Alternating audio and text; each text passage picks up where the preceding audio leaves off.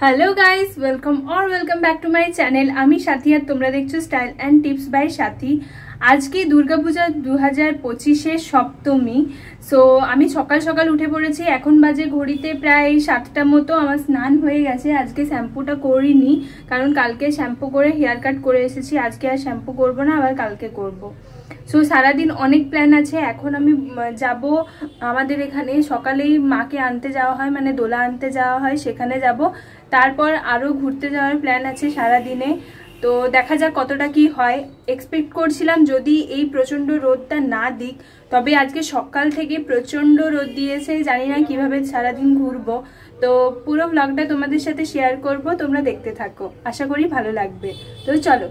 এটা আমার পাড়ার পুজো, আমার বাড়ির একদম কাছে, যার জন্য পুজোতে আমার অন্য কোথাও একদম যেতে ইচ্ছা করে না। আমি বাড়িতেই প্রতি বছর থাকি, আর এটার জন্য আমার পুজোটা আরও বেশি স্পেশাল হয়ে পড়ে। এখানে দোলা রেডি হয়ে গেছে মাকে আনতে যাওয়ার জন্য, আর এখনও বেশি লোক এসে পৌঁছায়নি।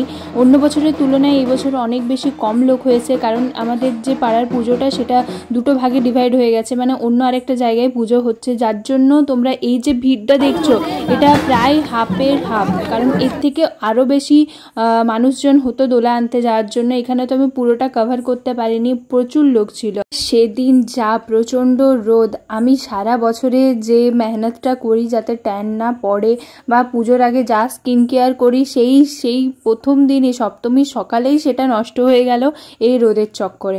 ওখান থেকে ফিরে বাড়িতে খাওয়া দাওয়া করে বেরিয়ে গেছিলাম বাঁকুড়াতে ঠাকুর দেখতে যাওয়ার জন্য। আর দিনের বেলায় যাওয়ার ইচ্ছাটা ছিল না, কারণ প্রচণ্ড রোদ ছিল, কিন্তু যেতে হয়েছিল। কারণ আমার যে কালিগসরা, মানে এরা আমার ফ্রেন্ড কাম কালিগ সবই বলা চলে, তো ওদের বাড়ি অনেকটা দূরে দূরে, তাই দিনের বেলা প্ল্যান করতে হয়েছিল। যদিও দিনের বেলা হলেও আমাদের প্রচুর মজা হয়েছে। সপ্তমীর এই যে বিকাল অবধি সময়টা আমরা খুব ভালোভাবে কাটিয়েছি একসাথে। যদিও গরমটার জন্য ভালো লাগছিল না, একটু একটু পরেই আমরা রেস্ট নিচ্ছিলাম। আর পুরো বাঁকুড়াটা আমরা কভার করিনি ইচ্ছা করে, কারণ টায়ার্ড লাগছিল। সো কয়েকটা প্যান্ডেল আমরা হপিং স্টার্ট করেছিলাম। তো প্রথমে গিয়েছিলাম ওই প্রণবানন্দ পল্লী, দেন এটা হচ্ছে কেন্দুয়াডি। এই প্যান্ডেলটা খুব সুন্দর করেছিল, বাইরের থেকেও যেরকম সুন্দর আর ভেতরেও সেই রকম খুব সুন্দর কালারফুল প্যান্ডেলটা হয়েছিল। এটা আমার বেস্ট লেগেছে যতগুলো ঘুরলাম আমি তার মধ্যে। আমার সপ্তমীর সকালের লুকটা তো তোমাদেরকে ভালো করে দেখানোই হয়নি, এটা ছিল আমার সপ্তমীর সকালের লুক। আর তোমাদের যদি এই ড্রেসের লিঙ্ক লাগে আমাকে অবশ্যই কমেন্টে জানাবে, আমি তোমাদেরকে দিয়ে দেবো। এই প্যান্ডেলটা এটা পাঁচবাগার, তো এটাও খুব সুন্দর হয়েছিল। দিনের বেলায় বেশি আমার ভালো লাগছিল। আজকের ওয়েদারটা পুরো শরতের মেঘ, খুবই ব্রাইট একটা দিন। গরমটা যদি না থাকতো তাহলে তো বেস্ট ঘোরার এক্সপিরিয়েন্স হতো। এই প্যান্ডেলটাও কিন্তু দারুণ ক্রিয়েটিভিটি দিয়ে তৈরি করা হয়েছে। এখনো পর্যন্ত এই প্যান্ডেলটা আমার বেস্ট লেগেছে প্রত্যেকটার মধ্যে। তারপর আমরা চলে গিয়েছিলাম আরও একটা প্যান্ডেল, এই জায়গাটা মেবি কমলার মাঠ বলা হয়। আর সেখানে গিয়ে আমার সাথে হয়ে গেছে একটা ট্র্যাজেডি। আমি বাইরে বেরোবো আর আমার সাথে কিছু হবে না, সেটা তো কোনোদিন হয়ই না। আমার হিল সহ, মানে আমার পুরো জুতোর সোল খুলে গেছে। একটা জুতোর খুলেছিল, আমি টেনে আরেকটাও খুলে দিয়েছি, কারণ হিলটা পরার মতো অবস্থায় ছিল না। যদি ওটা আমি ফ্ল্যাট আকারে পরেছিলাম। এই দেখো আমার পুজোয় জুতোর অবস্থা। তারপরে এখানে আমরা নেক্সট প্যান্ডেল হপিংয়ে চলে এসেছি। আরও কয়েকটা দেখেছিলাম কিন্তু সেগুলো ক্লিপস নেওয়া হয়নি। এই প্যান্ডেলটাও আমার খুব ভালো লেগেছে। আর এখানে আমরা সার্চ করছিলাম কাউকে দিয়ে আমাদের একসাথে একটা গ্রুপ ছবি তুলে দেওয়ার জন্য। তো কয়েকটা এক দুটো তুলেছি।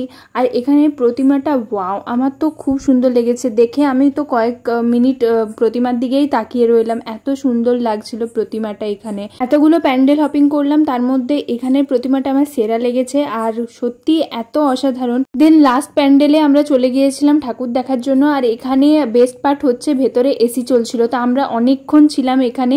দেন আমরা চলে গিয়েছিলাম আমাদের লাঞ্চ করার জন্য। লাঞ্চ করে আবার সবাই নিজেদের বাড়ি। তারপর আমাদের আবার পরে ওয়ার্কিং ডেতে দেখা হবে। এটা একদম পুরো ডিরেক্ট চলে গেলাম আমি সন্ধ্যাবেলায়। এটা আমার লুক। আমি পরেছিলাম একটা সিফন শাড়ি। পুরো লুকটা তোমাদেরকে আমি একটা শর্টসে শেয়ার করেছিলাম, আশা করি তোমরা দেখেছো আমার ভিডিওটা। তো এখানে আমি আর আমার ফ্রেন্ড বেরিয়ে গিয়েছিলাম সন্ধ্যাবেলায় ঠাকুর দেখতে যাওয়ার জন্য। এখানে আমাদের গ্রামের যে প্যান্ডেলগুলো সেটাই হপিং করছিলাম সন্ধ্যাবেলায়। আমাদের ছাতনার যে রাজার দরবার, সেখানে দুর্গাপূজা, সেখানে গিয়েছিলাম আমরা। এটা 3rd নাম্বার প্যান্ডেল দেখছি। আগে দুটো প্যান্ডেলে আমার ক্লিপিংস নেওয়া হয়নি, যেহেতু শাড়ি পরেছিলাম ম্যানেজ করে ক্যামেরা ধরা প্লাস এত গরম ছিল সেই দিন, সব কিছু ম্যানেজ করে ভিডিও ক্লিপস নিতে আমি পারিনি, আর অনেকটা আমি ভুলেও গেছি। আর এটা ছিল ধনযোগ, মানে আমাদের বারোবাঁকড়া সাইডের যে প্যান্ডেলটা, এখানে থিমটাও কিন্তু খুব ভালো লেগেছিল আমার। তারপর এটা হচ্ছে যে বারোবাঁকড়ারই আরেকটা পুজো, মানে আমাদের ছাতনাতে অনেকগুলোই পুজো হয়, আর আমরা মোটামুটি সবই কভার করে নিয়েছি, শুধুমাত্র একটা যাওয়া হয়নি, সেটা নেক্সট দিন আমরা যাব ভেবেছিলাম, কিন্তু আমাদের কোনো কারণবশত যাওয়া হয়। এটা আমাদের লাস্ট প্যান্ডেল হপিং, সেটা হচ্ছে বাসুলি মন্দিরে। এখানে এসে আমরা অনেকক্ষণ আড্ডা দিলাম, খাওয়া দাওয়া করলাম, তারপর আবার ফিরে গেলাম বাড়ি। সো তার আগে আমরা একটু আমাদের লুক টেস্ট করছিলাম, তো আমাদেরকে সন্ধ্যাবেলায় কীরকম লাগছে বা আমার এই সন্ধ্যাবেলার লুকটা কীরকম কি হয়েছে আমাকে অবশ্যই কমেন্টে জানাবে। এই শাড়ি সম্বন্ধে তোমাদের যদি জানার হয় তাহলে আমাকে অবশ্যই কমেন্টে লিখবে, আমি তোমাদেরকে ডিটেলস দিয়ে দেবো।